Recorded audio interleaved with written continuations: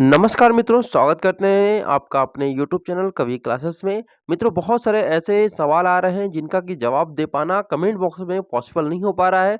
तो इसलिए मैंने यहाँ पे वीडियो बनाने की सोचा कि ताकि आपके साथ-साथ किसी और का भी यहाँ पे भला हो सके।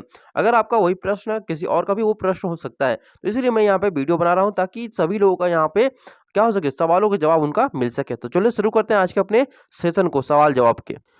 आज का हमारा पहला प्रश्न है कि यहाँ पर कृतार्थ पाठक जी ने पूछा है कि सर मेरा काउंसलिंग का कल तक का डेट था, उससे पहले मैंने डॉक्यूमेंट अपलोड कर दिया, तो वहाँ पर डॉक्यूमेंट अपलोड कंप्लीट दिखा रहा है, मगर प्रेफ़रेंस में कुछ भी नहीं दिखा रहा है, तो मैं क्या करूँ? देखिए, आपका कुछ इस प्रकार से शो कर रहा होगा।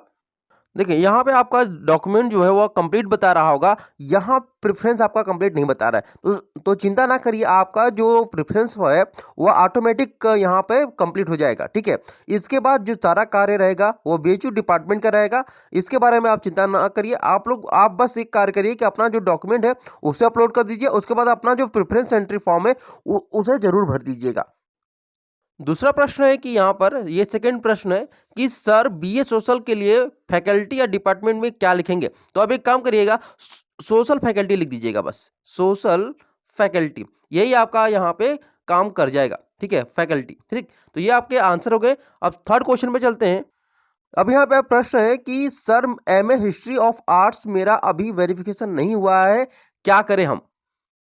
देखिए, आपका कुछ इस प्रकार से शो कर रहा होगा कि आपका यहाँ पे डॉक्यूमेंट अपलोड हो चुका है, प्रेफ़रेंस एंट्री भी कंप्लीट है, लेकिन यहाँ पे प्रेफ़रेंस क्या है, लॉक्ड नहीं है और वेरिफ़िकेशन भी नहीं हुआ है। तो ये दोनों जो कार्य है वो बीएचयू की तरफ से होगा। जब आपका यहाँ पे काउंसलिंग होने वाला होगा, जिस दिन काउंसलिंग होगा, उसके कुछ समय पहले ही प्रेफ़रेंस आपका जो होगा वो लॉक्ड हो जाएगा। लेकिन अब नया रूल आया है कि आपका जो यहाँ पे डैशबोर्ड है, जो डॉक्यूमेंट अपलोड करने का है, प्रेफ़रेंस एंट्री फॉर्म भरने का है, और जिस दिन काउंसलिंग होगा, उसी दिन आप लोग का ये बंद हो जाएगा। यानी कि रात के 12:01 पे आप लोग का जो यहाँ पे डैशबोर्ड है वो बंद हो जाता है। इसके बाद आप लोग अपने प्रेफरेंस एंट्री फॉर्म में या डॉक्यूमेंट अपलोड जो करते हैं उसमें कुछ भी चेंजेस नहीं कर पाएंगे। तो यहाँ पे आप लोग चिंता ना करिए। आपका यहाँ पे जो प्रश्न उसका ये आंसर है कि जो वेरिफिकेशन होगा वह बीएचयू डिपार्टमेंट की तरफ से होगा। हाँ, हो सकता है कि जिस दिन काउंसलिंग हो उस दिन आपका वेरिफिकेशन ना हो, उसके 1 या 2 दिन के बाद आपका वेरिफिकेशन होगा, लेकिन होगा जरूर, ठीक है? या तो वेरिफिकेशन सफल होगा या तो क्या होगा, फेल्ड होगा। तो दोनों ही कंडीशन में, लेकिन यहाँ पे आपको शो करेगा कि आपका जो वेरिफिकेशन हुआ सफल हुआ, यानी कि सक्सेसफुल है या अनसक्सेसफुल, ये शो करेगा यहाँ पर। अगला प्रश्न है कि भाई जो प्रेफरेंस लॉक्ड होगा वो काउंसलिंग वाले दिन ही होगा? तो देखिए, जो प्रेफरेंस लॉक्ड है, जी हाँ, वो काउंसलिंग जो आपका शुरू होगा उसके कुछ समय पहले यानी आपका लॉक्ड हो जाएगा। उसके बाद का जो काम है यानी वेरिफिकेशन का कार्य है वो बीएचयू की तरफ से होगा। वो शायद उस जिस दिन काउंसलिंग उस दिन आपका प्रेफरेंस यहाँ पे जो कॉल लेटर है वो हो जाए। यानी आपका वेरिफिकेशन जो है वह हो सकता है कि काउंसलिंग के दिन हो या फिर काउंसलिंग के एक दिन के बाद भी हो सकता है, ठीक है? यहाँ पे क्वेश्चन नंबर 4 है कि विशाल यादव जी पूछ रहे हैं कि सर टेलीग्राम का लिंक नहीं मिल रहा है, आप चैनल का नाम बता दीजिए। तो देखिए, हमारे चैनल का नाम है कवि क्लासेस, ठीक है? कवि क्लासेस आप यूट्यूब पे सर्च भी करेंगे, कवि क्लासेस आपको मिल जाएगा। इसके अलावा अगर आप हमारे जो टेलीग्राम चैनल है उसको मतलब करना चाहते हैं, उसको ज्वाइन करना चाहते हैं, तो आपको डिस्क्रिप्शन बॉक्स में आपको उसका लिंक दे दिया जाएगा। आप वहाँ से आप टेलीग्राम ग्रुप को ज्वाइन कर सकते हैं। अगला प्रश्न है यहाँ पर यहाँ पे दिया है, महेंद्र मीना करौली ने पूछा हुआ है कि क्या यहाँ पर sir BHU affiliated college employ certificate क्या होता है, प्लीज हेल्प मी, लगाना जरूरी है क्या सर? देखिए, अगर आप यहाँ पे दो प्रश्न यहाँ पे मुझे समझ में आ रहा है इससे कि एक कि अगर आप बीएचयू के स्टूडेंट हैं तो आपको बीएचयू स्टूडेंट के रूप में क्या लगाना होगा। तो आपको अपना इनरोलमेंट जो आपको मिला होगा, अपने पोर्टल पे जाइएगा तो आपको इनरोलमेंट मिलेगा आपको। तो इनरोलमेंट जो स्लिप है उसी को आपको अपलोड करना है। अगर आप बीएचयू के स्टूडेंट हैं, अगर बीएचयू के स्टूडेंट के साथ-साथ आप एम्प्लॉयी कोटा से आती हैं, तो आपके पिताजी का जो एक सर्टिफिकेट मिलेगा बीएचयू की तरफ से कि आप इन जो आपके पिताजी कार्य करते हैं बीएचयू में, उनको एम्प्लॉयी कोटा का एक सर्टिफिकेट मिलेगा। उसको भी अपलोड आप लोग कर सकते हैं, अगर एम्प्लॉयी कोटा में आप एडमिशन लेना चाहते हैं तो। तो यहाँ 2 कंडीशन है, दोनों में आप जो भी आप प्रश्न पूछना चाहती हैं, उन दोनों के आंसर ये अब मैंने दे दिए हैं। अगला प्रश्न है कि सर मेरा भी माइग्रेशन में अंडरटेकिंग भर दिया हूं, तो सर वो कैसे ठीक होगा, हेल्प मी।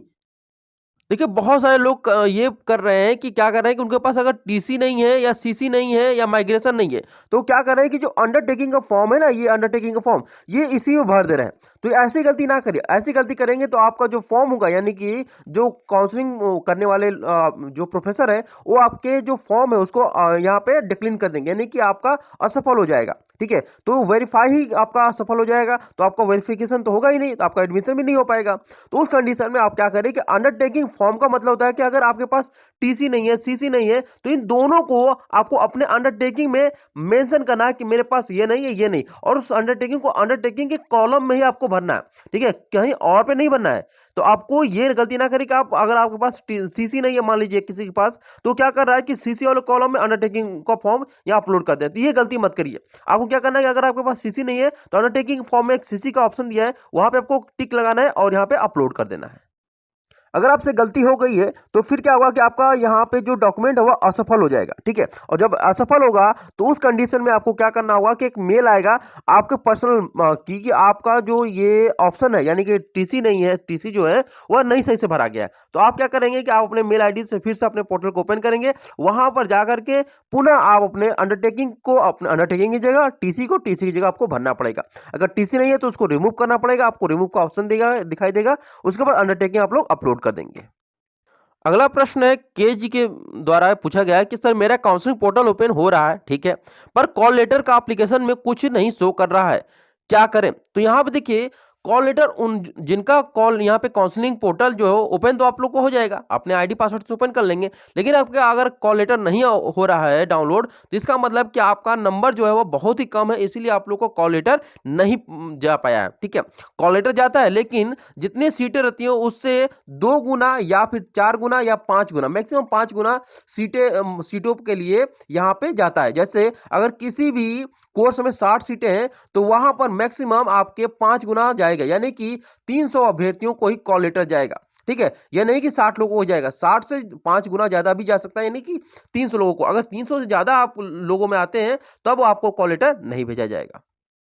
अगला प्रश्न है यशवी सिंह जी के द्वारा कि वेरीफाई हो गया है पर प्रेफरेंस कंप्लीट भी हो गया है, कोर्स कब अलॉट होगा? यानी कि आपका सारा चीज कंप्लीट हो चुका है, सिर्फ आपका जो रिजल्ट का सेक्शन है वो नहीं शो कर रहा है। ठीक है, कुछ इस प्रकार से आपका शो कर रहा होगा। देखिए, कुछ इस प्रकार से शो कर रहा होगा कि आपका सब कुछ कंप्लीट बता रहा है। ठीक है, ये कंप्लीट हो रहा है, लेकिन यहाँ पर रिजल्ट वाला जो सेक्शन है वो नहीं कंप्लीट कर रहा है। तो आपको करना क्या है कि आप अपने पोर्टल में यहाँ पे दिखाई दे रहा है कि कोर्स एलोकेशन, यहाँ पे जाकर चेक करिए, आपका रिजल्ट वहां पे शो करेगा। इसको मत वेट करिए कि ये आपको शो करेगा कि नहीं करेगा, आप यहाँ पे जाकर चेक करिए कोर्स एलोकेशन में कि आपको फीस लिंक आया है कि नहीं आया है।